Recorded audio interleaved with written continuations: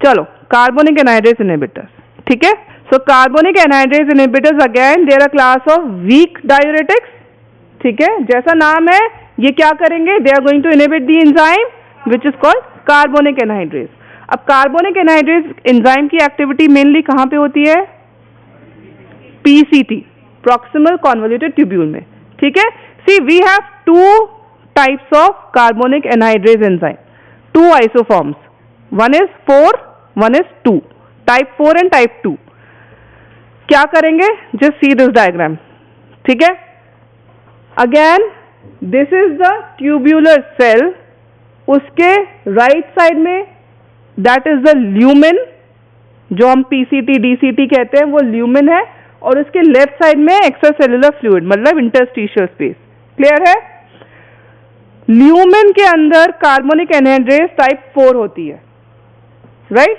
So what will that do, can you just see that reaction, what it is doing, H2CO3 जो बन रहा है, H2CO3 कैसे बन रहा है, H ion plus bicarbonate ion. Can you see everybody, so H ion plus bicarbonate ion को combine bind करके H2CO3 बनता है, उसको जो स्प्लिट करती है enzyme, that is type 4CA, carbonic anhydrase type 4।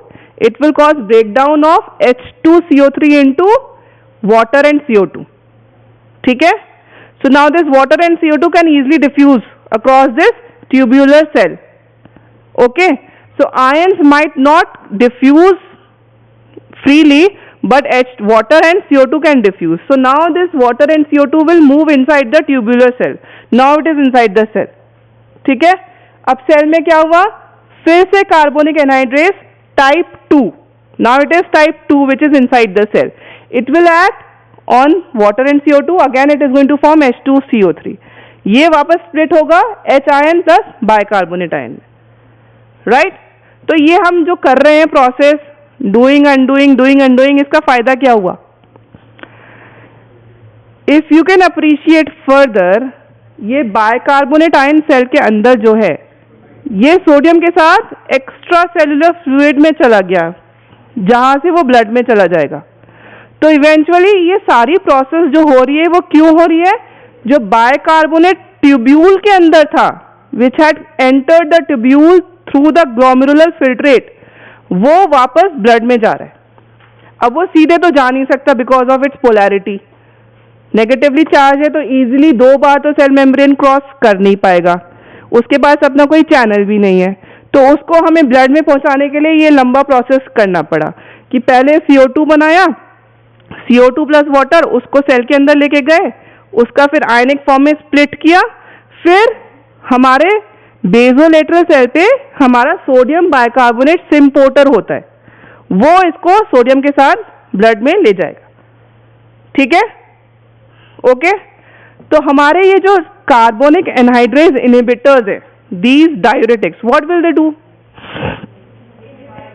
Simple, it is going to inhibit the enzyme that is carbonic anhydrase. अब सोच लो कि जो जो काम कार्बोनिक एनहाइड्रेस कर रही थी वो ब्लॉक हो जाएगा, तो अल्टीमेटली नेट रिजल्ट क्या होगा, बाइकार्बोनेट का रीएब्जॉर्प्शन नहीं होगा। So there will be more loss of bicarbonate in the tubules, urine में, ठीक है। तो यूरिन का पीएच क्या हो जाएगा, एल्कलाइन, इंक्रीज की डिक्रीज कैसे ही बता दूं, एल्कलाइन होगा।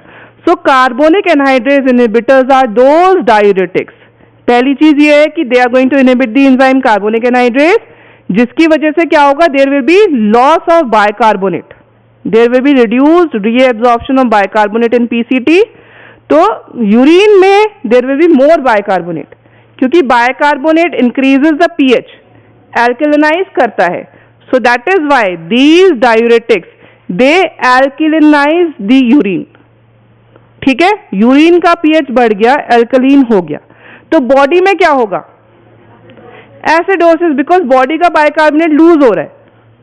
भाई जो चीज यूरिन में ज्यादा जा रही है तो बॉडी में कम हो गई, तो these diuretics will cause acidosis in blood. Okay, clear है।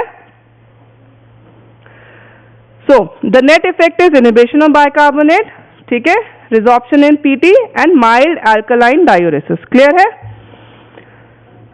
अच्छा, बट बॉडी की फिजियोलॉजी ऐसी है, हमारी हीमोस्टेसिस ऐसी है, tries to it tries to bring everything back to normal.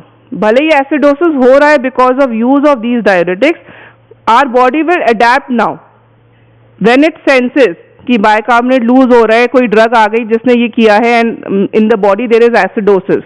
So body is going to adjust itself.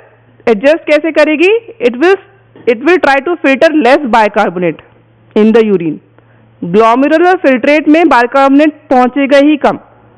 तो जब कम पहुंचेगा तो ये ड्रग अब अपना काम नहीं कर पाएगी. जब बाइकार्बोनेट ही नहीं है तो इनहिबिट किसको करेगी? तो सेल्फ लिमिटिंग एक्शन होता है इस डायरेटिक का. What I am trying to say is this कि initially when you give this drug, तो initially we will see the effects, but after some time, because of changes in the body's physiology, adaptation in the body, this action will be waned. Self limiting action हो जाएगा. Okay? अच्छा, अब कौन सी drug है? Acetazolamide. अभी तो मैंने सिर्फ carbonic anhydrase inhibitor I am saying कि ये एक डायरेटिक है. What is the name of the drug in this class? Acetazolamide. This is one important drug because हम इसको प्राइमरली एज अ डायरेटिक तो यूज नहीं करते.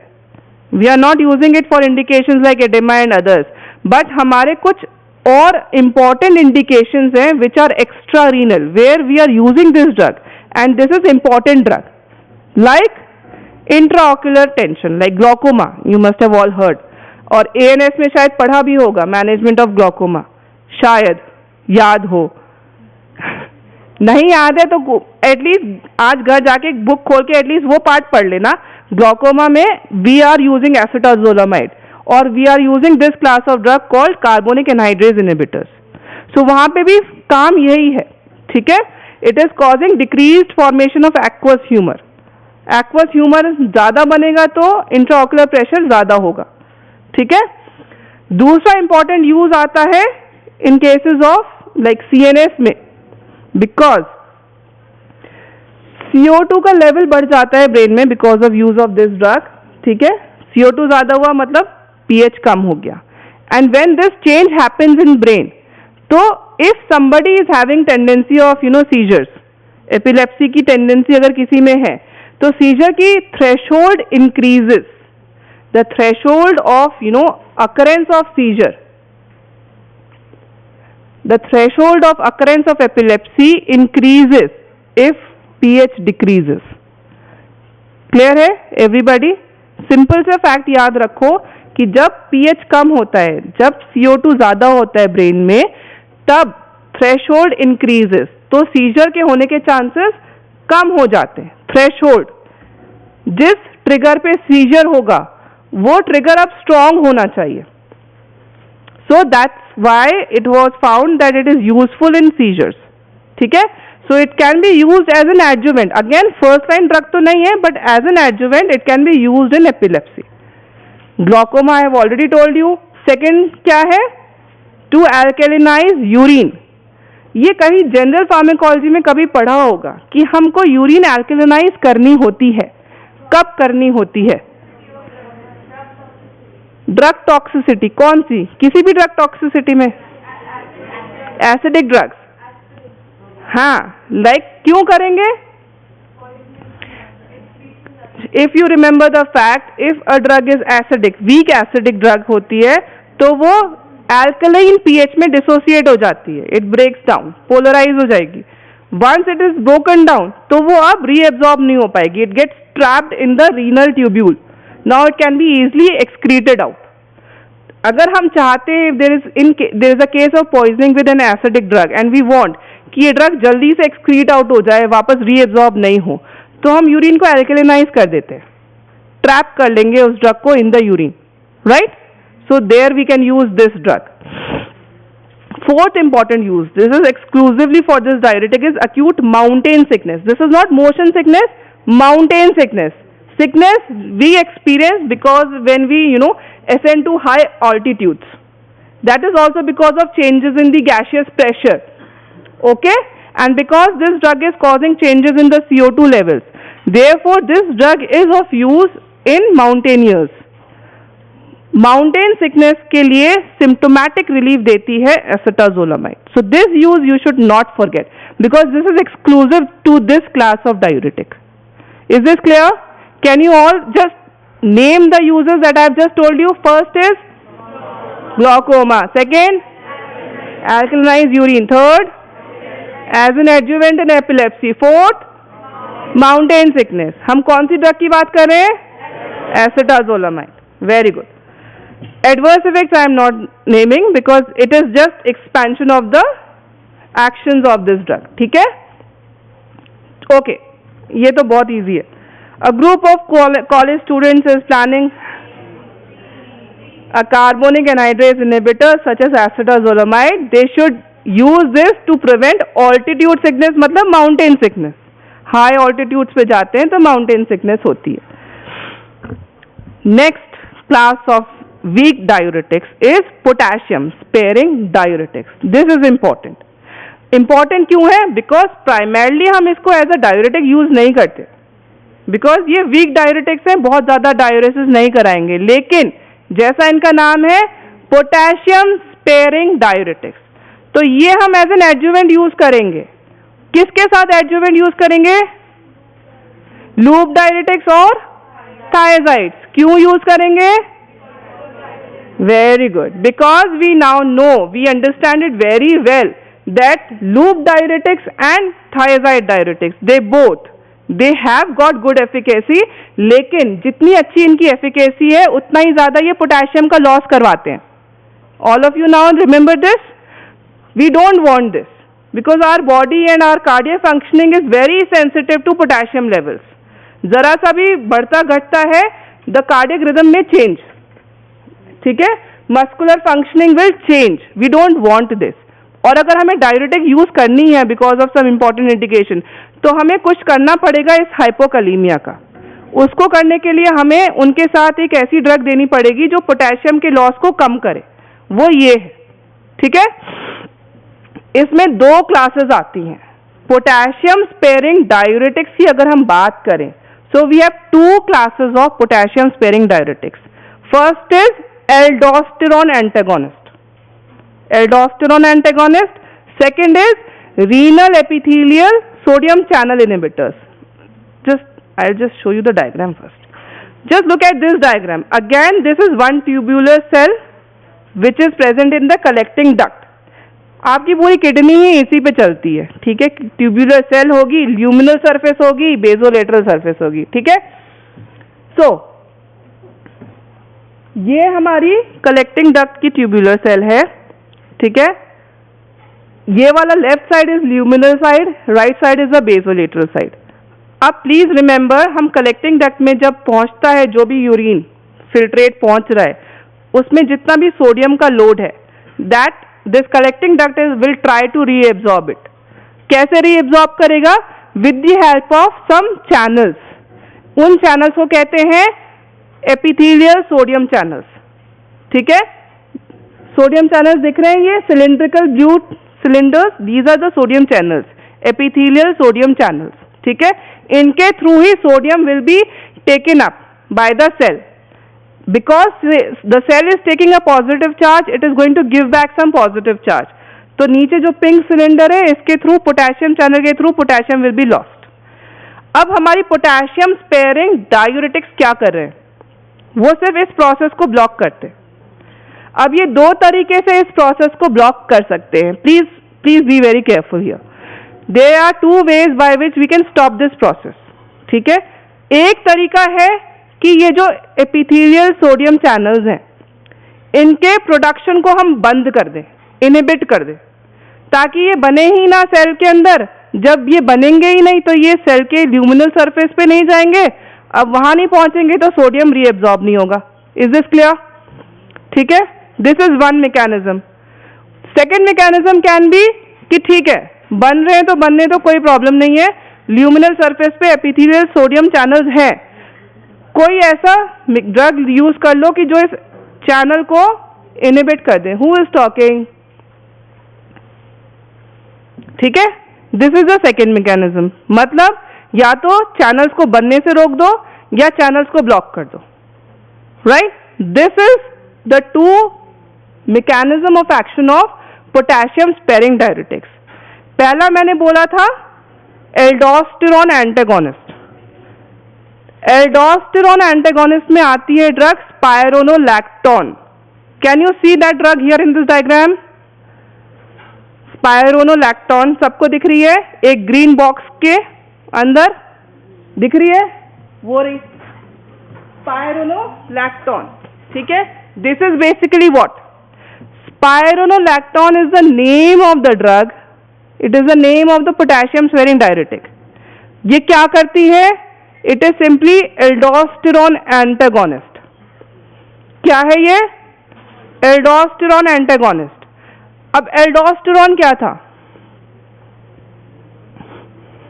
इट इज अ सब टाइप ऑफ कॉर्टिकोस्टेरॉइड। ठीक है, ठीक है, क्योंकि कॉर्टिकोस्टेरॉइड है तो क्या करता है ये? प्रोटीन सिंथेसिस में चेंजेस करता है।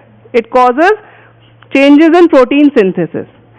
हम यहाँ पे कलेक्टिंग डक्ट की बात करें, डोंट गेट कंफ्यूज, बहुत एग्जॉस्टिव नहीं रखते, स्ट्रेट अवे बात करते हैं। एल्डोस्टेरोन कलेक्टिंग डक्ट के अंदर, ठीक है, इस सोडियम एपिथेलियल चैनल्स के सिंथेसिस को बढ़ाता है। Are you getting this? Aldosterone increases the synthesis of the sodium channels in collecting duct. Can you remember this? ठीक है, and what was spironolactone doing?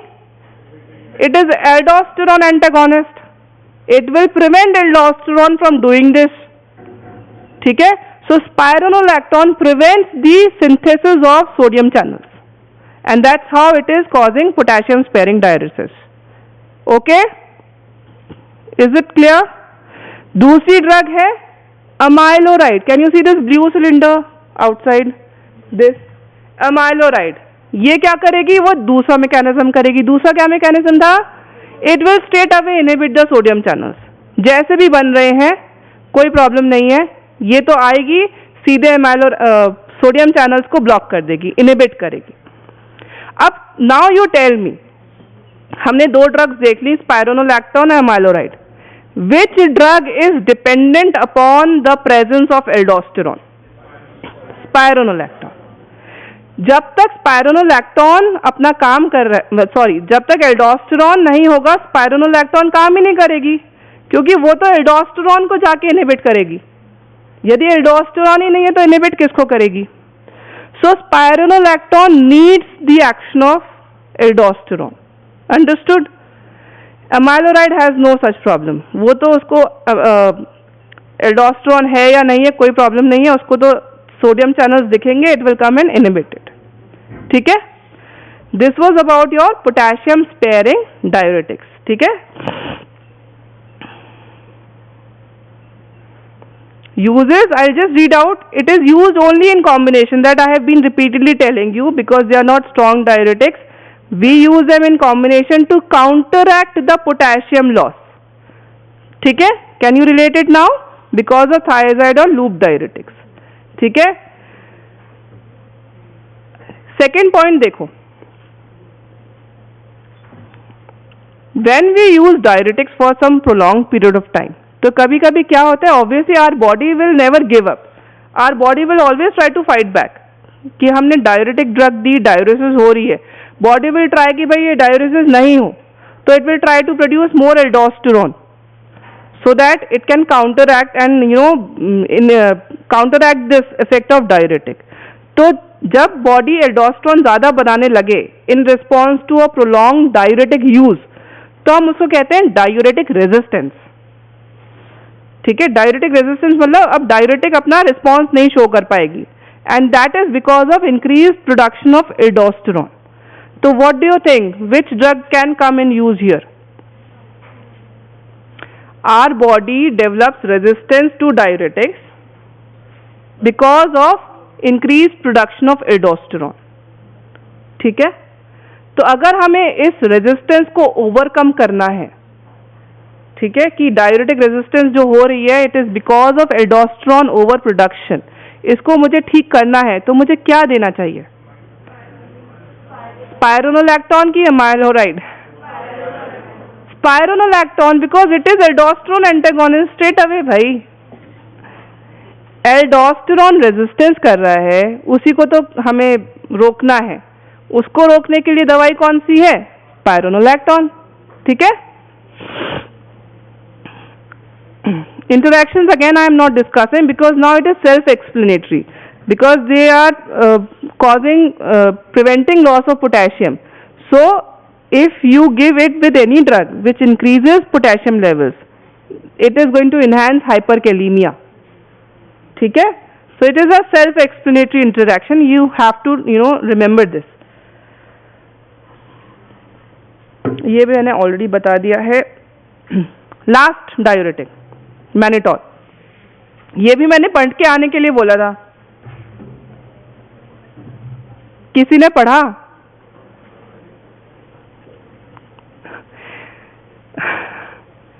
चलो, I just spend 2 minutes on this because इसके बाद ADH है। No ma'am नहीं, अब क्या कर सकते हैं, या तो तुमने पढ़ के आना चाहिए था ना बेटा। ये सारा तो तुम्हारा पढ़ने का काम था। चलो, just give me 5 minutes, I try to finish everything in 5 minutes, okay. अभी तो टाइम 15 मिनट बचे हैं वैसे। ऑस्मोटिक डायूरेटिक्स, जैसे दे से ऑस्मोटिक डायूरेटिक्स, हमने क्लासिफिकेशन में कल देखा था कि they are also weak diuretics. Osmotic diuretics हैं तो मतलब क्या हुआ? They will cause diuresis by virtue of osmosis. ये like mannitol, mannitol is an osmotic diuretic. ये फार्मेकोलॉजिकली इनर्ट है, ठीक है। It can not cross the cell membrane, इसीलिए हम इसको ओरली नहीं देते, हम इसे पैरेंटरली देते हैं। We introduce this mannitol into the circulation, it reaches the tubules, जहां पे भी जाता है because it can not cross cell membrane. उस फ्लूइड में it increases the osmolarity of the fluid, ठीक है। एंड वाटर की तो टेंडेंसी है कि भाई hypotonic hypertonic, it is going to cross move along the osmotic gradient, ठीक है। ठीक है, तो हाइपो ऑस्मोटिक एरिया से हाइपर ऑस्मोटिक एरिया में वाटर मूव करेगा। तो रीनल ट्यूब्यूल में जब मैनिटॉल है, it is going to cause hyper osmolarity of the renal tubule fluid. तो उस हाइपर ऑस्मोलैरिटी को ठीक करने के लिए water will move into the tubular fluid and this is how it is causing diuresis. बहुत सिंपल है, तभी हम इसको ऑस्मोटिक डायूरेसिस बोलते हैं, ठीक है। I am not going to spend much time on to this because ये इतना सिंपल है, ये आप सेल्फ रीड कर सकते हो, ठीक है। I want to discuss more important things for today's class, that is anti diuretic hormone, ठीक है। Osmotic diuretics I am again saying because Friday को फिर से ट्यूटोरियल है यार, अब सेकेंड अटेम्प्ट दे रहे हैं, इस बार प्लीज पढ़ के आ जाना, ठीक है। Anti diuretic hormone vasopressin, ADH। What I can say is now from here, अभी तक जो हम पढ़ रहे थे अब हमें उसको रिवर्स करना है। अभी तक हम डायूरेसिस पढ़ रहे थे, डायूरेटिक ड्रग्स पढ़ रहे थे, अब हमें उसका उल्टा पढ़ना है, एंटी डायूरेटिक्स। एंटी डायूरेटिक्स का मतलब क्या है? बिल्कुल उल्टा। They are going to decrease the volume of urine, they will reduce the water content in urine. But important चीज जो यहां याद रखनी है, they do not affect the salt excretion. They are not affecting the reabsorption of electrolytes. They are only affecting the reabsorption of water. ठीक है? So anti diuretic hormone कौन सा है अपने बॉडी में फिजियोलॉजिकल? सामने लिखा है ADH, और क्या कहते हैं इसको? वैसोप्रेसिन, ठीक है। This is our physiological like normal hormone which is being synthesized in the, अच्छा, पोस्टीरियर पिट्यूटरी में सिंथेसाइज होता है, हाइपोथैलेमस। ये डायग्राम याद कर लेना, हाइपोथैलेमस से प्रोड्यूस हो रहा है, सिंथेसाइज हो रहा है, with the help of nerve fibres it reaches the posterior pituitary, वहां पे it is stored along with oxytocin. So ADH, please don't get confuse and please अच्छे से ध्यान रख लेना, ADH is anti diuretic hormone, जिसको हम वैसोप्रेसिन भी कहते हैं। Arginine AVP, arginine vasopressin AVP, ठीक है। It is released released from posterior pituitary, synthesized in the hypothalamus. Release क्यों होगा? इसका ट्रिगर क्या होता है? कब रिलीज होगा? फटाफट बताओ जल्दी जल्दी. ये तो hypovolaemia. Very good. And feedback regulation. ठीक है. ADH release is govern by two things, osmo receptors and volume receptors. Osmo receptors hypothalamus में है, ऑस्मोटिक प्रेशर को मेजर करेंगे. ठीक है.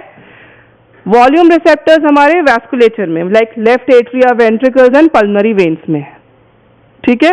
तो जब भी या तो हमारी वॉल्यूम कम हो रही है, ब्लड की वॉल्यूम अगर कम है मतलब हाइपोवोलीमिया, या फिर प्लाज्मा की ऑस्मोलैरिटी ज्यादा है, दोनों ही कंडीशंस, अगर कुछ इनमें से कोई भी एक हो, ये दोनों ही कंडीशंस ट्रिगर करती हैं रिलीज ऑफ वेसोप्रेसिन. समझ में आ रहा है? क्योंकि वेसोप्रेसिन एंटी डायूरेसिस करेगा, इट विल कंजर्व वाटर. तो वाटर ये क्यों कंजर्व करना चाहेगा? जब इसको लगेगा कि बॉडी में वाटर कम है, वाटर कम मतलब हाइपोवोलीमिया, जब प्लाज्मा में या ब्लड में देयर इज हाइपोवोलीमिया या फिर there is increased osmolarity of plasma, ये दोनों ही कंडीशंस ट्रिगर करेंगी release of vasopressin. And once it is release, it is going to cause decreased urine formation. Urine कम बनेगी तो volume, water will be preserved. It will try to increase the volume. ठीक है. कैसे काम करता है? स्ट्रेट अवे चीज है. वेसोप्रेसिन की बात कर रहे हैं. ठीक है. दो रिसेप्टर्स है, V1 एंड V2. ठीक है. क्योंकि ये एंटी डायूरेसिस की बात हम कर रहे हैं, सी V2 रिसेप्टर्स बहुत सिंपल है. V2 is present on collecting duct. If you can recall, collecting duct, normally it is impermeable to water. Yes or no? इसकी permeability to water कैसे आती है? How is it able to reabsorb water? With the help of some special channels, water channels, aquaporins. Very good. ठीक है. इतना ही याद रखना है आपको. कलेक्टिंग डक्ट में we have water channels which are called aquaporins. ठीक है. ये एक्वापोरिन्स जितने ज्यादा होंगे उतना वाटर रीएब्जॉर्ब होगा कलेक्टिंग डक्ट से. ठीक है. Vasopressin acts on V2 receptors which are present on collecting duct. ठीक है. एंड जब ये रिसेप्टर्स स्टिमुलेट होते हैं, द्वित you are suppose to know the molecular mechanism सारे को. ठीक है. I am not teaching them but you should know. So V2 receptors जब स्टिमुलेट होते हैं, they increase the exocytosis of aquaporins. मतलब कलेक्टिंग डक्ट के अंदर जितने भी वाटर चैनल्स हैं वो सरफेस पे आ जाएंगे. इसको कहते हैं exocytosis, movement of water channels from the interior of cell to the cell membrane. Right. So ये एक्वापोरिन सेल सरफेस पे आ गए तो अब वाटर रीएब्जॉर्ब हो जाएगा. इजी है. So vasopressin is causing anti diuresis through V2 receptor. Please remember this. Kidney पे V2 receptor है which causes anti diuretic effect. अब दूसरा रिसेप्टर क्या करेगा वो भी बहुत इंपॉर्टेंट है, V1. ठीक है. V1 बस इतना याद रख सकते हो कि majority of the blood vessels में प्रेजेंट है, स्मूथ मसल्स में प्रेजेंट है, प्लेटलेट्स पे प्रेजेंट है. बस तीन चीजें, blood vessels, smooth muscles, platelets. ठीक है. V1. ओके. वहां पे क्या करेगा? सब कुछ कॉन्ट्रैक्ट करेगा. Vaso contraction, smooth muscles contraction, platelet aggregation. इतना याद रह सकता है. इतना याद रह गया तो ये काम खत्म हो गया हमारा यहां पे. Can you just repeat what I just said? V1 action क्या है? Vaso constriction, smooth muscle contraction, platelet aggregation. ठीक है. V2 एक्शन किडनी पे एंटी डायूरेटिक इफेक्ट. ठीक है. अब ज्यादा दिमाग नहीं लगाना पड़ेगा, बस सुनते चलो. 2-4 मिनट में we are finishing it. Actions वही हो गए. किडनी में water reabsorption, blood vessels I have told you vaso constriction, vaso constriction हो रहा है तो मतलब ब्लड प्रेशर विल इंक्रीज, ठीक है। Other actions, visceral smooth muscles में I have already told you contract कराएगा, ठीक है। प्लेटलेट एग्रीगेट कराएगा, ये भी बताया। लास्ट इंपॉर्टेंट चीज, क्लॉटिंग फैक्टर 8, ये बहुत इंपॉर्टेंट है। Coagulation factor 8 is von Willebrand, है ना। फैक्टर 8 हीमोफीलिया, ठीक है। सो von Willebrand factor and coagulation factor 8 ये दोनों ही होते हैं ना उसमें, वो इसका प्रोडक्शन बढ़ा देता है वेसोप्रेसिन। ये एक important of the track action है, ये याद रहना है आपको, ये याद रखना है, ठीक है। This I have already told you, this is just the visual कि ये जो दिख रहे हैं आपको ट्रम्पेट शेप के conical structures, these are water channels, ठीक है। ये वाटर चैनल्स सरफेस पे आ जाते हैं under the influence of vasopressin, ठीक है। इतना मत झिलो यार, 2-4 मिनट के लिए पढ़ लो। वेसोप्रेसिन, ठीक है, I am just giving you important points, ठीक है, जो तुम्हें याद रखने चाहिए। वाइवा में पूछते हैं। वेसोप्रेसिन हम कभी भी ओरली नहीं देते, ठीक है। क्यों नहीं देते? Because it can be degraded by the enzyme trypsin, so we generally give it parenterally. And viva में कभी कभी पूछते हैं, बहुत फेवरेट है, name one drug that you can give intranasally, तब यू आर लॉस्ट। कौन सी है, कैसे याद करे कौन सी थी, यू जस्ट डोंट नो। सो हाँ, क्या बोले, मुझे समझ आज नहीं सुनाई दिया, वरना अदरवाइज तो I can very easily catch. So vasopressin can be given intranasally, ठीक है। यूजेस, जो एक्शन है वही यूजेस होंगे। Diabetes insipidus is one condition where there is excess loss of water in urine, so उसमें हम यूज करते हैं, कौन सा एक्शन होगा, V1 या V2? डायबिटीज इंसिपिटस में कौन सा एक्शन काम आएगा, V2, because it is V2 action which is anti diuretic, and diabetes insipidus में हमें एंटी डायूरेसिस करनी है। फिर हीमोफीलिया में विच एक्शन, V1, ठीक है। फिर बेड वेटिंग इन चिल्ड्रन, बच्चों में, कुछ बच्चों में होता है, they are not well trained, they have the habit of bed wetting, उसमें हमें क्या, कौन सा एक्शन दिखेगा, V2, again anti diuresis. So desmopressin, desmopressin is the analogue of vasopressin. Vasopressin is a physiological hormone, इसको अगर हमने सिंथेसाइज किया, सिंथेटिक फॉर्म बनाई, दैट इज डेस्मोप्रेसिन।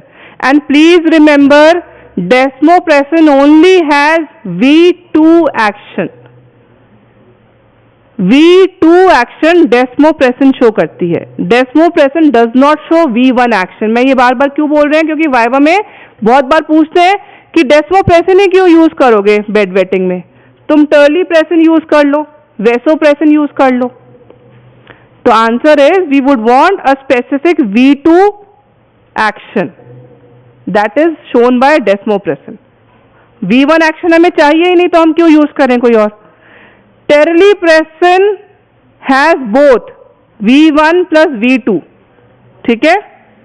तो terlipressin can be used in oesophageal bleeding, क्यों? Oesophageal bleeding पता है ना क्या होता है, हिमोप्सिस होती है उससे, ठीक है। तो हम क्या चाहेंगे, ईसोफेजियल अगर ब्लीडिंग हो रही है तो what, how do we want to stop it? Surgical methods तो है, drugs. Platelet aggregation will take some time. मान लो मैसिव ब्लीडिंग है, चलो वेजो कंस्ट्रिक्शन, जाहिर सी बात है भाई, वेजो कंस्ट्रिक्शन करोगे तो ल्यूमेन नैरो होगा, blood loss will be less, we will get more time to save the patient, है ना। तो we would want some drug which is having some constrictory effect, ठीक है, that will show V1 action। उस case में हम terlipressin use करेंगे। उस केस में डेस्मोप्रेसिन यूज कर सकते हैं क्या? कोई यूज नहीं है, क्योंकि उसके पास से V2 एक्शन है, ठीक है। इतना ही है, just don't worry. Adverse effects बस हाईलाइट कर देते हैं, कोई बात नहीं, 3 मिनट है। Adverse effects I just highlight, वो भी सिर्फ इसी वजह से हैं बिकॉज जो V1 एक्शन है दैट इज प्राइमरली वेसोकंस्ट्रिक्टरी एक्शन। तो if somebody is hypertensive, so do you think it is safe to use these drugs? because it is also causing vasoconstriction. It will also cause increase in blood pressure, so we should not use. Somebody having ischemic heart disease, again ischemic heart disease में भी अगर हम कोई vasoconstrictor drug देंगे, it may worsen the condition. So these are the side effects also, and these are the contraindications also of these drugs. ठीक है, we have almost finished it.